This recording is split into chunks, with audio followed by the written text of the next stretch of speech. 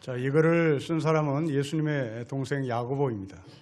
그리고 이 글을 읽어야 할 1차 독자는 흩어진 12지파입니다. 여러분이 알다시피 예루살렘 성전은 기원 후 70년에 망했습니다. 무너졌습니다. 종교국가입니다. 이스라엘은 민주주의 국가가 아니라 당시 신정국가고 유대교라는 종교를 이념으로 삼고 있는 나라입니다. 그렇다면 예루살렘 성전은 그 나라의 이념의 촛대이고 이념의 목표이고 이념의 중심입니다. 그 이념이 무너졌습니다. 그렇다면 나라가 망했다는 얘기입니다. 나라가 망했다는 것은 그냥 단순히 나라가 망한 것으로 끝나지 않습니다. 물가가 폭등하고 환율이 오르고 굉장히 고통 가운데 있습니다. 그리고 그 가운데 수많은 사람들은 이제 살기 위하여, 먹고 살기 위하여 소아시아 지역으로 흩어집니다. 그게 바로 오늘 본문에 나오는 흩어진 12지파입니다. 야고보, 예수의 동생 야고보는 이 사람들에게 편지를 보냅니다. 저는 이 야고보서를 서론에 말씀드릴 때 복음서와 같은 내용이 가득 찼다고 제5의 복음서라고 닉네임을 붙였습니다. 그 이유는 이 야고보서에 예수님의 공생에 예수님의 복음서가 가득가득 차 있기 때문에 그렇습니다. 여러분이 신약 성경을 다시 한번 정리해 보시면 복음서는 복음을 전하는데 예수의 공생애의 사건과 그의 삶을 통하여 복음을 전합니다. 그러나 사도 바울은 복음을 전하는데 복음서처럼 그렇게 예수 그리스도의 공생애를 있는 그대로 살아있는 언어로 사용하지 않습니다. 사도 바울은 신학적인 단어로 그리고 철학적인 단어를 사용해서 복음을 전합니다. 야고보 사도는 이 예수의 복음을 사도 바울처럼 신학적이거나 철학적인 단어를 쓰는 것이 아니라 당시 이스라엘 백성들이 갖고 있었던 지혜 문학적인 지혜 문화라는 장르를 들고 복음을 전합니다. 그 본문이 바로 지혜를 구한다는 표현입니다. 여러분 잠언서 2장 4절부터 6절의 말씀에 보면 이런 말씀이 있습니다. 은을 구하는 것 같이 지혜를 구하며 감추어진 보배를 찾는 것 같이 지혜를 찾으면 하나님은 우리가 구하고 찾고 있는 지혜를 주신다는 말씀이 있습니다. 야고보 사도는 이 지혜 문학의 근거에서 잠언서의 말씀을 거의 카피하다시피 복사를 해서 흩어진 12지파에게 복음을 전합니다. 그러면 오늘 저와 여러분이 읽었던 이 본문에 과연 복음서가 있는가? 있습니다. 결론부터 말씀을 드리면 오늘 본문의 배경은 마태복음 6장 25절부터 7장 11절 사이에 있는 그리고 마지막에 예수님께서 말씀하시는 구하라, 찾으라, 두드리라 라는 말씀을 배경으로 합니다. 그 구하라, 찾으라, 두드리라 라고 말씀하신 그 배경의 과정 가운데는 새를 바라보고 부러워하는 사람, 길가에 풀을 보고 꽃을 보고 부러워하는 사람, 키가 작은 사람이 키 큰 사람을 보고 부러워하는 사람, 아름다운 옷을 입을 여인을 보고 부러워하는 사람, 그들에게 예수님 말씀하십니다. 새들을 봐라. 그 새들을 내가 먹인다. 꽃들을 봐라. 내가 입힌다. 키 작은 사람들아, 너희가 염려함으로 키가 클 수 있는가? 이 모든 것들은 하나님께 속한 영역이니 너희는 그 하나님께 구하라, 찾으라, 두드리라고 말씀합니다. 여러분 이 이야기를 당시 흩어진 12지파계로 그대로 들어가 보면 소아시아 지역으로 흩어졌던 당시의 믿음의 선배들, 그들은 낙동강 오리알처럼 이방에 떨어진 사람들입니다. 그들은 자신네들이 그토록 싫어했던 까마귀가 마음껏 날아다니고 그 까마귀가 자유스럽게 살아가는 모습을 보고 그 까마귀를 부러워했을지도 모릅니다. 그들은 이방 지역에 들어가서 보니 자기네들보다 월등히 키가 큰 이방인들을 보고 키 작은 자기의 모습을 한탄했을지도 모릅니다. 아름다운 옷을 입고 다니는 여인들을 보며 당시에 흩어진 12지파 안의 여성들은 자신의 남난 옷을 보고 한탄했고 그들을 부러워했을지도 모릅니다. 마치 가난했던 시절 미국 유학이 대단히 좁은 사람들만 갈 수 있던 그 시절에 미국 유학을 갔던 우리 한국 사람들은 밥을 얻어먹기 위하여 그리고 음식을 구하기 위하여 슈퍼마켓을 갔다는 것이죠.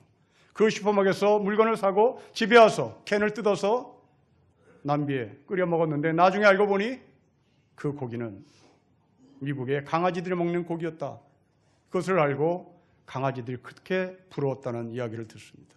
지금이야 그 강아지 음식인지 사람이 먹는 음식인지 구분할 수 있는 능력을 갖고 있었지만 당시에는 우리나라 사람들은 강아지가 그런 고기를 먹는다는 것은 꿈에도 생각하지 못했을 겁니다. 그러나 현실은 그 강아지들이 캔 속에 담겨진 고기를 먹었습니다. 그 강아지는 대단히 부러웠을 겁니다. 지금 이 시대로 환치시켜보면 미국에서 1시간 동안 아르바이트를 하면 시간당 13불에서 15불을 받습니다. 즉 우리나라 젊은이들은 1시간당 13불에서 15불의 아르바이트 수당을 받는다는 것을 보고 그들을 대단히 부러워할 겁니다. 나라가 망하고 예루살렘 성전이 무너지고 환율이 급등하고 먹을 것이 귀한 이 사람들이 소아시아적으로 넘어와서 풍요롭게 사는 그들을 보고 대단히 부러웠을 겁니다. 우리의 모습입니다. 사회에 나와보니 같이 학교를 다녔던 친구 중에 나보다 훨씬 안정적인 삶을 살고 있는 친구가 보입니다. 고급 승용차를 타고 다니면서 여유 있는 삶을 살고 있다는 것을 SNS에 올리기도 합니다. 남편이 아내가 명품을 사줬다고 사진을 찍어 올리기도 합니다. 부럽습니다. 그러나 그 부러움은 부러움으로 끝나는 것이 아니라 나도 그렇게 살고 싶어 그 사람에게 찾아갈 겁니다. 친구로서 부탁할 겁니다. 너처럼 이렇게 안정적이고 너처럼 이렇게 좋은 고급 승용차를 타고 다니고 너처럼 이렇게 좋은 레스토랑에서 음식을 먹는 방법이 무엇인지 어떻게 하면 그렇게 살 수 있는지 묻고 싶었을 것이고 또한 실제로 물으러 간 친구도 있을 겁니다. 이것이 바로 흩어진 12지파가 갖게 되는 현실이었습니다. 이런 사람들에게 하나님은 야고보 사도를 통하여 말씀합니다. 여러분 5절을 우리 같이 읽겠습니다. 시작. 너희 중에 누구든지 지혜가 부족하거든 모든 사람에게 후히 주시고 꾸짖지 아니하시는 하나님께 구하라 그리하면 주시리라. 여러분 6절에도 구하고 5절에도 구하라는 말씀을 합니다. 우리는 먼저 이 구하라는 단어에 주목을 해야 되겠습니다. 이 구하라는 것은 단순히 구한다는 말이 아니라 거지가 사람들에게 구걸한다는 의미의 단어입니다. 힘 있는 선배나 친구들에게 찾아가서 나 좀 살려달라고 할 때, 발이 손이 되도록 빌 때 구걸하는 그 구걸입니다. 힘 있는 선배를 찾아가 구걸하는 것, 하나님께 구걸하는 것, 우리는 그것을 어떻게 구분할 수 있나 잘 모르겠습니다. 선배에게 찾아서 구걸하는 것을 세상적인 방법이라고 말하지 않습니다. 하나님께 찾아가서 구걸하는 걸 그걸 하나님의 방법이라고 말하지 않습니다. 성경은 그렇게 이분법적으로 말하지 않습니다. 여러분이 하나님께 찾아가서 구걸하는 것도 세상의 일이 될 수 있고 여러분이 선배에 찾아가서 구걸하는 것이 하나님의 일이 될 수가 있기 때문입니다. 문제는 누구에게 찾아가서 구걸하는가가 아니라 내가 구걸하는 자세가 어떠하느냐입니다. 내가 구걸하는 자세가 어떠하느냐입니다. 아마도 여러분들은 제 이 표현에 자존심을 죽이지 말고 가서 구걸해야지, 나의 정체성을 달고 구걸해야지 그렇게 생각할지 모르겠습니다. 천만의 말씀입니다. 그것은 하나님께서 우리에게 구걸하는 단어에 담겨진 뜻이 아닙니다. 거지는 자존심이 없습니다. 거지가 구걸할 때는 자기 인격도 포기합니다. 자기 인간성도 포기합니다. 성경은 이것을 가리켜 마음이 가난한 자라고 말했습니다. 마음이 가난한 자란 자기의 인격도 파괴된 겁니다. 마음이 가난한 자란 자기의 자존심도 무너진 겁니다. 마음이 가난한 자란 거지처럼 구걸하는 겁니다. 거지는 자존심이 없습니다. 하나님께 구하는 자세입니다. 친구에게 찾아 구하는 것도 이런 자세입니다. 너가 학교 다닐 때 나보다 공부를 못했는데 너가 나보다 안정적인 삶을 살아?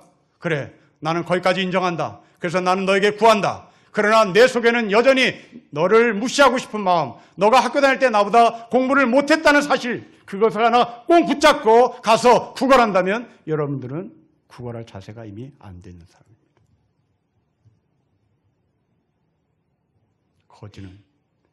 거지는 학교 다닐 때 그 친구가 공부를 잘했는지 나보다 못했는지 따지지 않습니다. 거지는 그냥 가서 구걸하는 겁니다. 아주 오래전에 읽었던 책 중에 신분의 종말이라는 제목을 갖고 나온 책이 있습니다. 이 책의 부제목은 특별한 자와 아무것도 아닌 자의 경계를 넘어서라는 부제가 붙어 있습니다. 유명한 제약회사를 다녔던 45세의 남성의 이야기입니다. 오랫동안 그 유명한 제약회사에서 근무를 했기에 이 사람의 실력은 인정받았고 시간이 가면 갈수록 자기의 위치가 회사에서 올라가고 마침내 이사의 자리까지 갔습니다.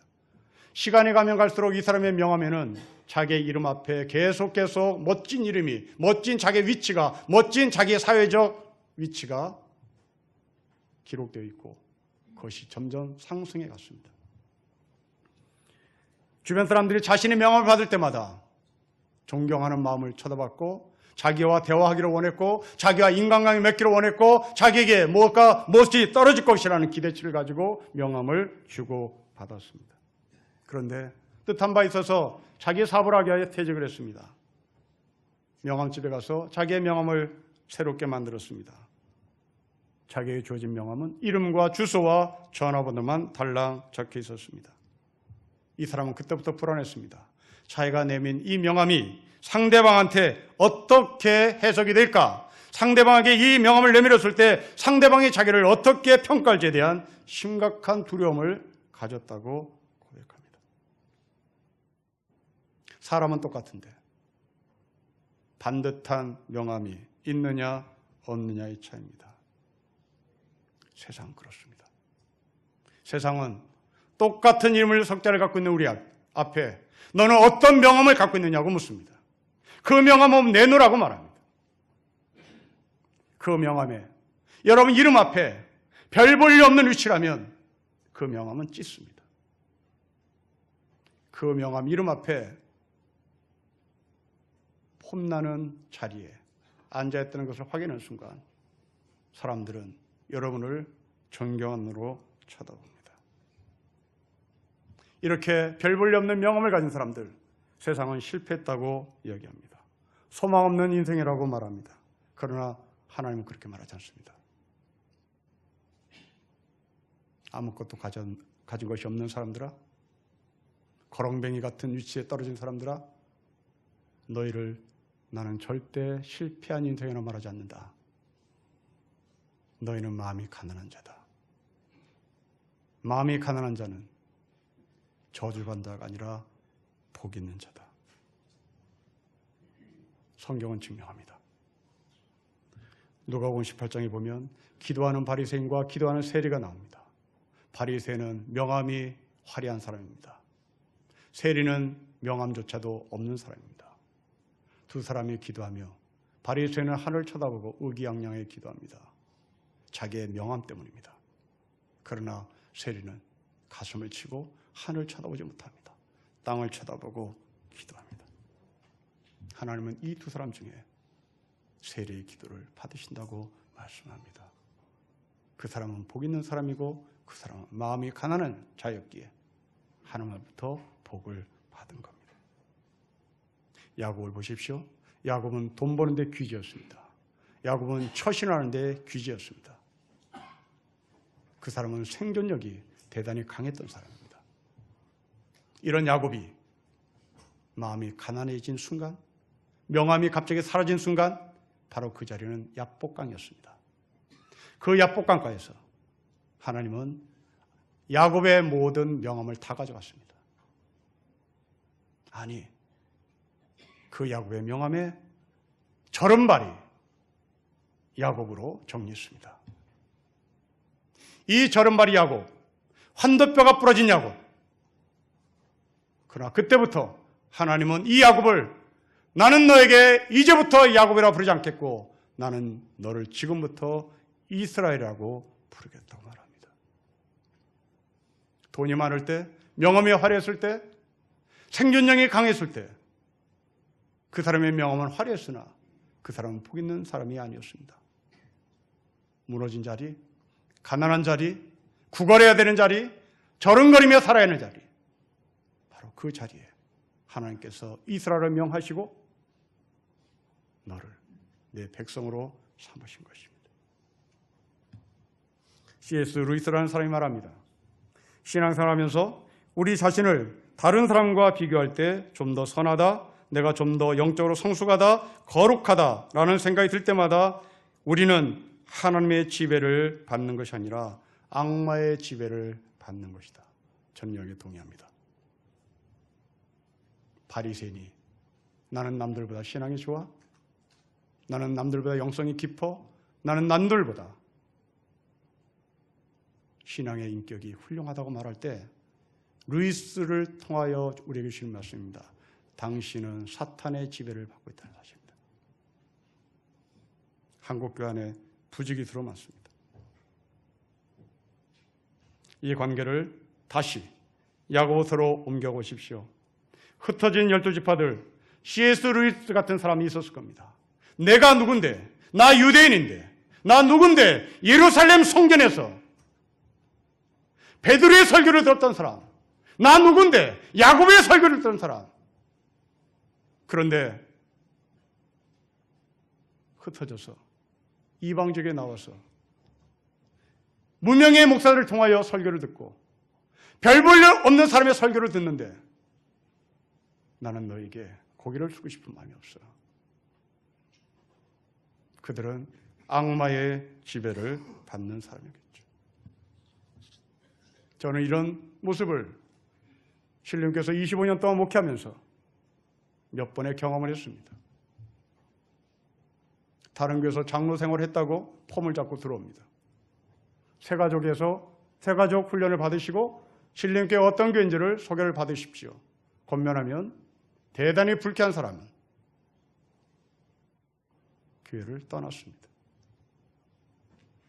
심지어 이런 장로도 있었습니다. 왜 신령교회 장로들은 새벽 기도를 안 나오나?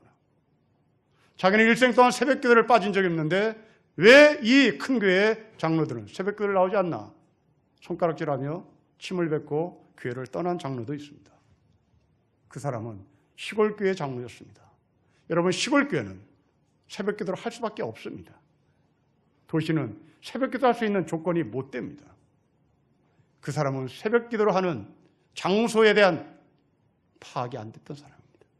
도시와 농촌의 문화 차이를 몰랐던 것이죠. 이게 바로 사탄의 지배를 받는 사람들입니다.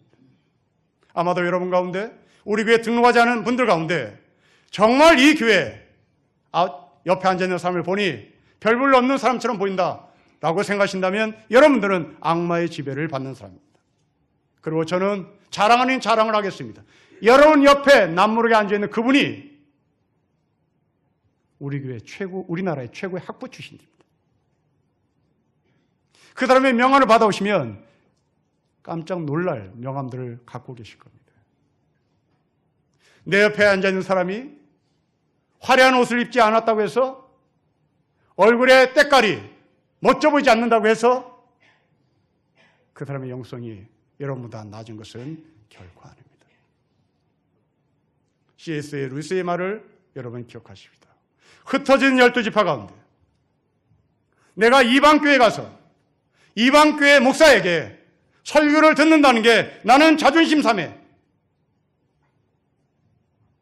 하나님 앞에 구걸하는 심정을 놓쳐버린다면 그 사람은 고집쟁이일 뿐입니다. 마음이 가난함이란 겸손한 따위가 아닙니다. 마음이 가난함이란 구걸하는 것입니다. 내가 아무것도 아닌 것을 인정하는 겁니다. 내가 아무것도 아닌 것을 인정하는 것에 대해서 갈등하는 것이 아니라 그것을 받아들이는 겁니다. 예루살렘 성전을 떠나 흩어진 12지파가 갖게 되는 심각한 영적인 문제였습니다. 나 영락교회 출신이야. 나 사랑의교회 출신이야. 나 온누리교회 출신이야. 나 세문학교회 출신이야. 바로 그것이었습니다. 이들에게 야고보는 말합니다. 거짓처럼 구해라. 네 현실 그렇다. 네 현실은 거짓이다. 거지처럼 구해라가 아니라 네 자신은 지금 거지다라고 얘기합니다. 마음이 가난한 자가 갖게 되는 그 복된 자리에 하나님께서 너희를 불러주셨으니 그 거지인 것을 인정하고 하나님 앞에 구하라라고 합니다. 성도 여러분, 오늘 여러분들이 무슨 자존심을 갖고 오셨습니까? 신령교회보다 몇천 배, 몇만 배 큰 교회의 자긍심을 갖고 오셨습니까? 아니면 한경기 목사님으로부터 세례받았던 자긍심을 갖고 여기 오셨습니까? 아니면 조인규 목사님부터 안수받았다는 그 자긍심을 갖고 여기 오셨습니까? 그래서 별 볼림 있는 목사의 설교가 귀에 안 들립니까? 여러분들은 악마의 지배를 받는 사람입니다. 그런 사람들에게 말합니다. 거지가 되십시오. 그리고 구하라고 말합니다. 무엇을 구할까요? 여러분 5절 말씀을 다시 보십시다. 같이 읽겠습니다. 시작. 너 중에 누구든지 지혜가 부족하거든 모든 사람에게 후히 주시고 꾸짖지 아니하시는 하나님께 구하라. 그리하면 주시는 겁니다. 여러분 지혜를 구하라고 합니다. 당시 문화, 당시 2000년 전에 이 흩어진 12지파에게 상황으로 돌아가 보면 이들은 분명히 문화 차이를 겪었을 것입니다. 예루살렘에서 보지 못했던 문화 차이, 남녀 평등을 받든지 아니면 반대로 여성이 종속되는 문화를 받든지 아니면 여성이 갑의 위치에서 남성을 지배하는 문화를 봤을지도 모릅니다. 지금 21세기를 살고 있는 우리나라 여성들이 갖고 있는 심각한 혼란 같은 것일 것입니다. 한 여자대학에서 여성학을 강의하고 있는 교수의 말을 빌립니다. 그 교수의 말입니다. 제 강의를 듣는 학생들은 지금 21세기를 살고 있음에도 불구하고 자기의 여성의 마지막 자리는 전업주부라고 말하는 것을 보고 심각하게 안타까운 마음을 가졌다. 그런 이야기를 합니다. 여러분이 갖고 있는 그 전공 과목, 그것이 마지막 안정된 전업주부의 자리에 가기 위하여 나는 이 전공 과목을 공부합니다. 라는 말입니다. 그들은 21세기를 살고 있으나 여전히 19세기 말 20세기의 여성을 자기의 주체로 받아들이고 있는 사람입니다. 한동안 우리가 아련한 추억을 줬던 응답하라 1988이라는 드라마가 있습니다. 그중에 정봉이 엄마가 외출하면서 남편과 아이들에게 신신당부합니다. 연탄은 어떻게 하는 것이다. 설거지는 어떻게 하는 것이다. 밥은 어떻게 하는 것이다. 찌개는 어떻게 하는 것이다. 아주 세밀하게 가르칩니다. 믿지를 못했던 것입니다. 남자는 연탄을 갈지 모르는 사람, 남자는 설거지를 못하는 사람, 남자는 밥을 못하는 사람, 내가 있어야 밥을 하고 내가 있어야 설거지를 하고 내가 있어야 연탄을 가는 사람이라고 이 정봉이 엄마는 자기의 정체성을 그렇게 잡은 겁니다. 늦게 들어올 것을 예상하고 밖에 나갔습니다. 그러나 일을 일찍 마치는 바람에 집에 일찍 들어왔습니다. 일찍 일을 마치고 집에 들어온 정봉이 엄마는 깜짝 놀랐습니다. 집안이 완벽했습니다. 깨끗했습니다. 설거지도 밥도 연탄도 확실히 갈아놨습니다. 이때 이 정봉이 엄마는 헷갈립니다. 내가 뭔가 신경질을 내기 시작합니다. 그때 눈치 빠른 정봉이가 나서지요. 연탄을 가는 아빠의 연탄을 깨버립니다. 아빠 왜 이렇게 연탄을 깼냐고. 그때 엄마의 마음이 풀립니다. 연탄은 이렇게 가는 거야. 여러분 이 이야기를 21세기를 살고 있는 젊은 여성들에게 보여주면 이게 뭔지 헷갈릴 겁니다.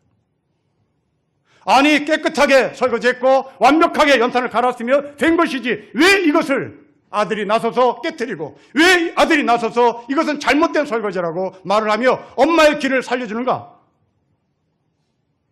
이와 같은 문화 충격이 이 흩어진 12지파 가운데 있었을 겁니다.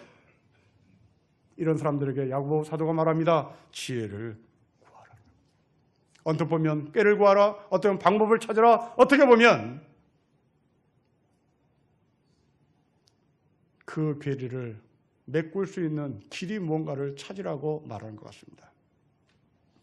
그러나 여기서 말하는 지혜는 그런 의미가 아닙니다. 여기서 말하는 지혜는 여러분이 알고 있는 소피아라는 의미입니다. 터키에 있는 소피아 성당, 바로 그 얘기입니다. 필로소피에서 말하는 그 필로소피 철학이라는 단어 속에 담겨진 소피아라는 단어입니다. 이 소피아가 번역하면 지혜입니다. 그런데 이 소피아, 지혜는 도대체 무슨 말인지 잘 모르겠습니다. 그냥 단어를 외웠을 뿐 이것이 우리의 삶 가운데 구구절절히 느껴지지 않는 것이죠.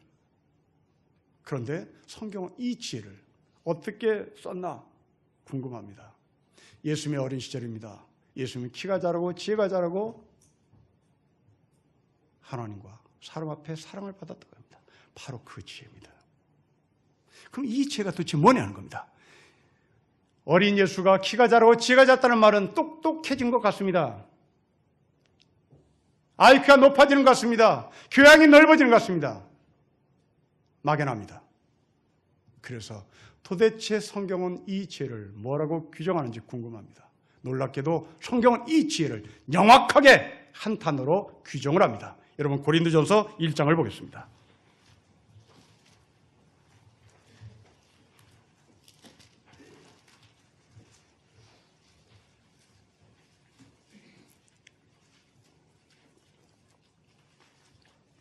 고린도전서 1장 22절부터 25절의 말씀을 제가 읽어보겠습니다. 유대인은 표적을 구하고 헬라인은 지혜를 찾으나 우리는 십자가에 못 박힌 그리스도를 전하니 유대에게는 꺼리끼는 것이요 이방인은 미라는 것이로되 오직 부르심을 받은 자들에게는 유대인이나 헬라인이나 그리스도는 하나님의 능력이요 하나님의 소피아이니라. 하나님의 어리석은 사람보다 지혜롭고 하나님의 약하심이 사람보다 강함입니다. 여러분 24절을 유시보십시오. 지혜는 그리스도이십니다. 소피아는 그리스도이십니다. 흩어진 12지파들아 소피아를 구해라. 흩어진 12지파들아 예수 그리스도를 구해라. 흩어진 12지파들아 거짓 심정으로 예수 그리스도를 구해라. 여러분 이들이 누굽니까? 예루살렘 교회 출신들입니다. 예루살렘 교회 출신들이여 너희가 이방 지역에 가서 나 예루살렘 교회 성도라고 말하지 마십시오. 너희도 그곳에 가서 소피아 대신 예수 그리스도를 구하셔야 합니다. 그렇습니다. 우리가 무엇을 구하느냐가 중요한 것이 아니라 내가 어떤 자세로 구하느냐가 중요한 겁니다. 박정희 대통령이 이 나라를 통치할 때 박정희 대통령이 이 나라를 어떻게든 살려보려고 미국에 국비 유학생을 보냈습니다. 그 중에 상당수가 육사 출신들을 보냈습니다. 그 육사 출신들이 100% 국비를 받아 미국에 갔습니다. 국어를 했어야 되는 겁니다. 국어라면서 공부를 했어야 되는 겁니다. 그들에게 유학을 보내면서 대통령은 당부했습니다. 당신들이 미국에서 선진 문화를 공부하고 한국에 꼭 오셔야 됩니다. 꼭 오셔서 이 나라를 다시 한번 부강하게 그리고 경제적으로 풍요롭게 만들어낼 책임이 있습니다. 비굴해도 인종차별을 당해도 꿋꿋이 참고 공부하고 돌아오십시오. 그렇게 하고 보냈습니다.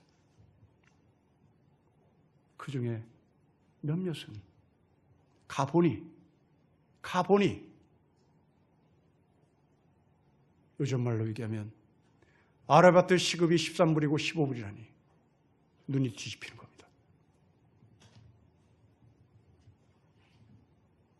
공부를 때려치고 택시 드라이버를 하기 시작했죠.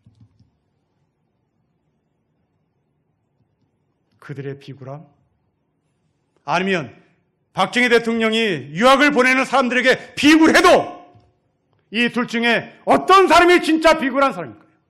어떤 사람이 정말 하나님의 지혜를 구한 사람일까요? 13불, 15불에 시급을 받는 것이 좋아. 국민들이 세금으로 국비 유학을 갔던 그 사람들 유학생 신분을 포기하고 택시 드라이브로 거기에 시민권 없고 지금 살아가는 그 사람들이 비굴한 사람입니까? 아니면 인종차별을 받으며 배고파도 공부를 열심히 해서 한국 땅에 다시 돌아와 정말 이 고통받는 배고픔 이 나라 살려봅시다. 가서 비굴하게 대접을 받아도 버티십시오 라고 권면을 듣고 미국에 들어서 비굴하게 공부한 이 사람이 비굴한 사람일 거예요. 그렇습니다. 예수님은 우리에게 말합니다. 먼저 그 나라와 의를 구하세요. 거지같이 구하세요. 이방 땅에서 너희 나라 망했지! 라는 소리를 듣고도 비굴하지 마세요. 하나님께 비굴하게 구하세요. 그리고 예루살렘이 망했다, 이스라엘 망했다는 것을 인정하세요. 그리고 배우세요. 그리고 배워가지고 오세요. 여러분, 이게 바로 지혜를 구하는 자들입니다.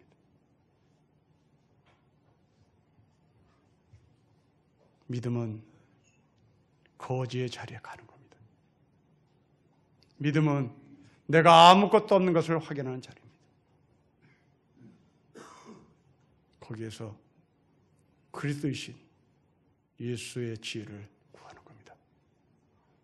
어떻게 구할까요? 여러분, 오늘 본문 5절, 6절을 보십시오.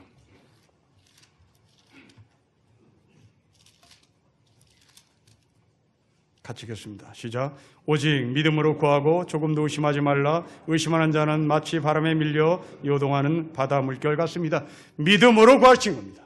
믿음이 무엇일까요? 믿음은 나의 확신이 아닙니다. 믿음은 나의 의지가 아닙니다.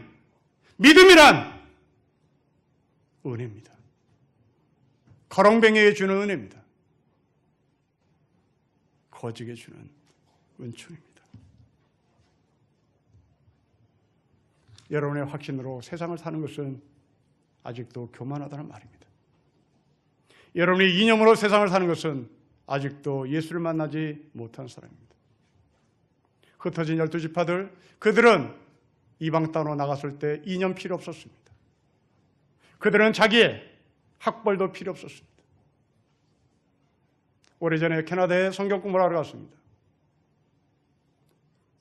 지하도에서 복권을 파는 중년의 제 나이 또래 남성이 있었습니다. 사람들은 뒤에서 수근거렸습니다. 저 사람이 어디 출신인지 알아? 저 사람이 서울대 출신, 삼성의 이사까지 간 사람이야.